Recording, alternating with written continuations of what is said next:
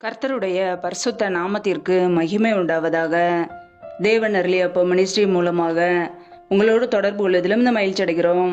இன்றைக்கும் இந்த நாளிலும் தேவன் நமக்கு கொடுக்கிற வார்த்தை 145 சங்கீதம் 19 வசனம். அவர் தமக்கு பயந்தவர்களுடைய விருப்பத்தின்படி செய்து அவர்கள் கூப்பிடுதலை கேட்டு அவர்களை ரட்சிக்கிறார். ஹல்லேலூயா. கிறிஸ்துவுக்குள் பிரியமானவர்களே, கர்த்தருடைய வார்த்தை சொல்கிறது, அவர் தமக்கு பயந்தவர்களுடைய விருப்பத்தின்படி செய்து அவர்கள் கூப்பிடுதலை கேட்டு அவர்களை ரட்சிக்கிறார் என்று.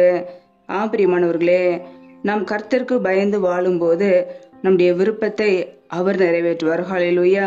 உங்களுடைய வாழ்க்கையிலே நீங்கள் கர்த்தருக்கு பயந்து தீமையான காரியங்களை விட்டு விலகி வாழும்போது, கர்த்தரை தினமும் தேடும்போது, கர்த்தர் உங்களுடைய மன விருப்பத்தை அவர் நிறைவேற்றுவார். ஹல்லேலூயா. உங்களுடைய கூப்பிடுதலை அவர் கேட்பார், உங்களுடைய ஜெபத்துக்கு பதில் கொடுப்பார், உங்களை விடுதலை ஆக்குவார்.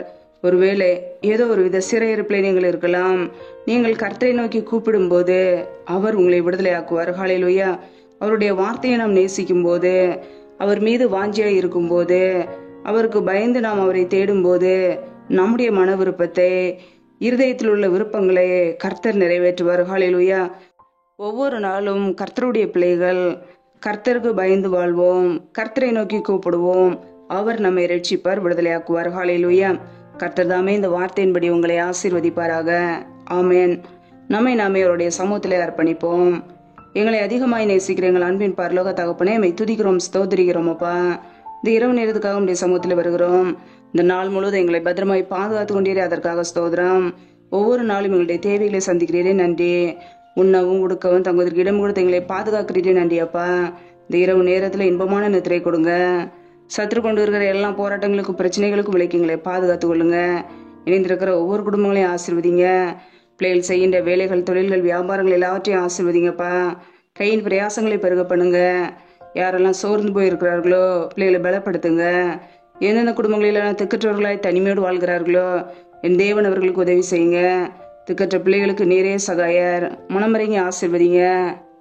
எந்தெந்த குடும்பங்களிலெல்லாம் பலவீனத்தோடு, சோர்வோடு, வியாதியோடு கஷ்டப்படுகிறார்களோ என் தேவன் அவர்களுக்கு நல்ல சுகத்தை கொடுங்கப்பா, பலத்தை கொடுங்க.